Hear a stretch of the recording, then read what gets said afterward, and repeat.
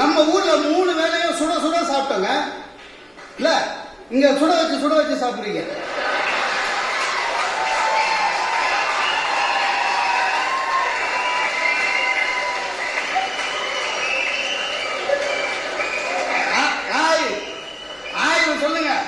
ஆயிரம் சொல்லுங்க. அதெல்லாம் அப்படி கிடையாது.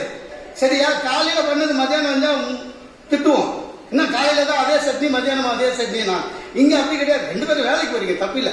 நான் சொல்றது இந்த வாழ்க்கை தவறல்ல, நீங்கள் வாழ்வதுதான் சரி. ஆனால் கேட்ட கேள்வி திசை மாறி போயிடுச்சா இல்லையா? புரியுதா? அதுதான் வாழ்க்கை. தப்பு இல்லை, இங்க இப்படிதான் இருக்கணும். அண்ணனே இங்க கிரீன் கார்டு வாங்கினாலும் அதுதான் வேற வழி கிடையாது. எனக்கு கம்பராமாயணம் தெரியும், அது எனக்கு தெரியும். பாத்திரங்களுக்கு சொல்ல முடியாது இல்லைங்க. அப்படிதாங்க. அங்க அப்படி இல்லைங்க. ஆபீஸ்ல இருந்து வந்தவொடனே டிகாஷன் சூடா காஃபி ஒய்ஃபு கொடுத்தா ஊதி குடிக்கிறோம். நைட்டு சாப்பாடு பரிமாறலாம், சாப்பிடுறோம். இது வச்சுக்கோங்க, அது வச்சுக்கோங்க. அந்த வாழ்க்கை இங்க போயிடுச்சு. நம்ம ஆபீஸ்ல இருந்து வரோம், 2 பேரும் வேலை செய்யறோம். ஒய்ஃபு வந்திருக்க மாட்டாங்க. டின்னர் ஃப்ரிட்ஜை தர லெப்ட் ஹேண்ட் சைட்ல 3வது பாக்ஸ் அவன் தரகிறான். அது உள்ள எஸ்ஏடின்னு இருக்குது. என்ன சாம்பாருக்கு எஸ்ஏடி போட்டிருக்கேன்னா, ஓ அது சாட்டர்டேக்கு வச்சதியா?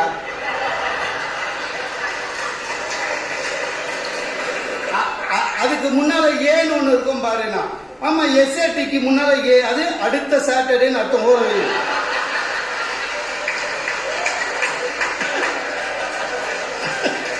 சார் இந்தியா அப்படிதான் இல்லைங்க. இந்தியா அப்படிதாங்க. ஒரு வீட்டில் எனக்கு உட்கார வச்சுட்டு திடீர்னு கொழுக்கட்டை பிடிக்குமான்னாங்க. பிடிக்கும்னு 2 கொழுக்கட்டை எனக்கு வச்சாங்க. அண்ணனுக்கு வைக்கல, எனக்கு மட்டும் தான் வச்சாங்க.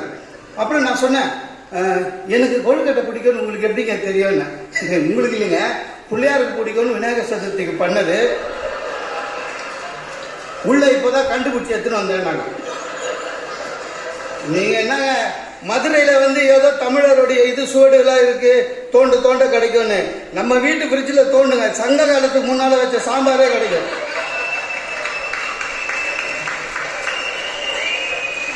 எங்க நம்ம ஊர்ல இருக்கும்போது எப்படிங்க, ஒரு விருந்தாளி வரான்னு வச்சுங்களேன், அவனை பார்த்த உடனே நம்ம தெளிவாயிடும். என்ன, இவன் நம்மளுக்கு ரொம்ப சொந்தக்காரன், ஒரு 2 கறி பண்ணும். இவன் நமக்கு வேண்டாத சொந்தக்காரன், 1 கறி அப்பலாம் போதும். எதுவாக இருந்தாலும் அப்போ பண்ணிடுவோம். இங்க அப்படி கிடையாது. வாழ்க்கை மாறுது. ஒரு திடீர்னு 4 பேர் நம்ம வீட்டுக்கு வந்துட்டாங்கன்னா எல்லாமே நம்மளால செய்ய முடியாது. செஞ்சு எவன் பாத்திரம் தொடக்கிறது? ஹஸ்பண்ட் அவ்வளவு பாத்திரத்துக்கு ஹஸ்பண்ட் ஒத்துக்க மாட்டாரு. அப்ப நம்ம என்ன பண்றோம்? இப்போ இங்க உடனே ஃப்ரெண்ட்ஸ் சர்க்கிளுக்கெல்லாம் போன் அடிக்கிறோம். என்ன 4 பேர் சாப்பிட வராங்க, நீ என்ன எடுத்து வர, நீ என்ன எடுத்து, நீ நான் இல்லைங்க. நான் ஒரு வீட்டுக்கு சாப்பிட போறேன், எங்க 3 பேரை தான் கூப்பிட்டாங்க போல 30 பேர் இருக்கிறான். நீங்க தான் யாருங்க? நாங்களாம் எத்தனை உதவுங்க, எல்லாம் சேர்த்து சாப்பிட்டு போவோம்.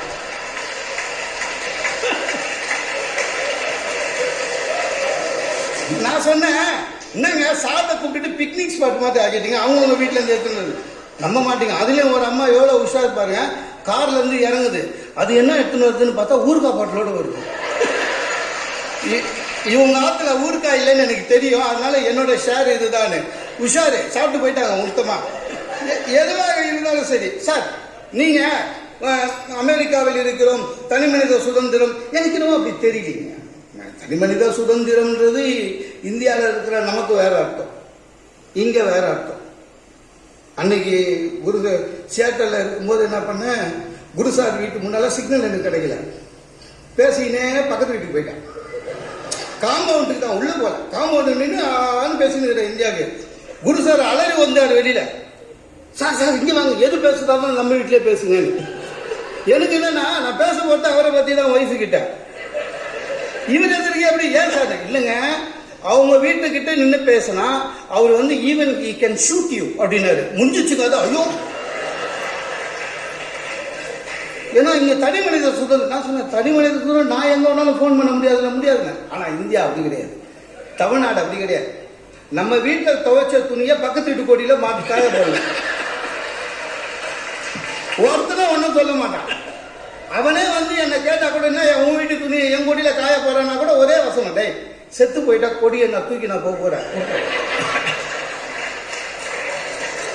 ஆக நான் திரும்பவும் சொல்லுகிறேன், அமெரிக்க வாழ்க்கையை நான் கேலி செய்யவில்லை.